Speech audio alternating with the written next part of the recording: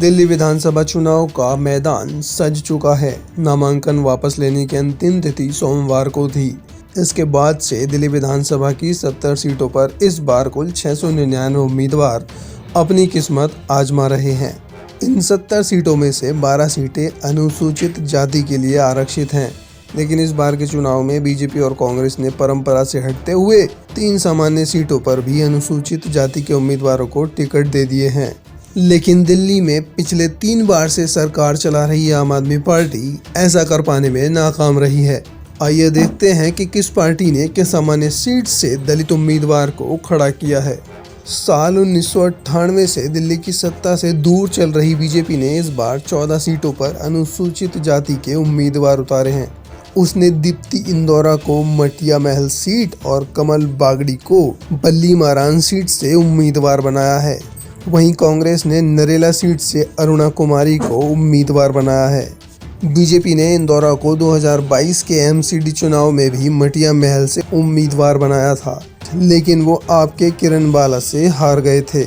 वहीं उसके दूसरे उम्मीदवार बागड़ी बल्लीराम विधानसभा सीट के तहत आने वाले रामनगर वार्ड से बीजेपी के टिकट पर पार्षद चुने गए थे। बीजेपी ने जिन सामान्य सीटों पर अनुसूचित जाति के उम्मीदवार उतारे हैं वो दोनों सीटें मुस्लिम बहुल इलाकों में हैं। वहीं कांग्रेस ने नरेला से जिस अरुणा कुमारी को टिकट दिया है वह भी पहले एमसीडी पार्षद रह चुकी हैं। बीते साल हुए लोकसभा चुनाव में सबसे अधिक चर्चा उत्तर प्रदेश की फैजाबाद सीट के चुनाव परिणाम को लेकर हुई थी। इस सीट पर सपा के अवधेश प्रसाद ने जीत दर्ज की थी। उनकी जीत की चर्चा इस बात के लिए हुई थी कि दलित समाज से आने वाले अवधेश प्रसाद ने सामान्य सीट से चुनाव जीता था। उन्होंने बीजेपी के लल्लू सिंह को 50,000 से अधिक वोटों के अंतर से मात दी थी। समाजवादी पार्टी के इस कदम की जमकर तारीफ हुई थी।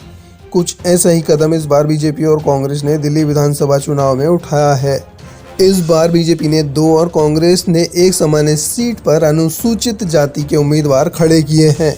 संसद में गृह मंत्री शाह की ओर से डॉक्टर BR अम्बेडकर को लेकर दिए गए बयान पर मचे राजनीतिक घमासान के बाद इन दोनों दलों का यह कदम महत्वपूर्ण हो जाता है। शाह के बयान पर जारी लड़ाई में बीजेपी और कांग्रेस के अलावा आप भी शामिल हुई थी, लेकिन दिल्ली में जब सामान्य सीट पर दलित उम्मीदवार उतारने की बात आई तो वह यह साहस नहीं दिखा पाई।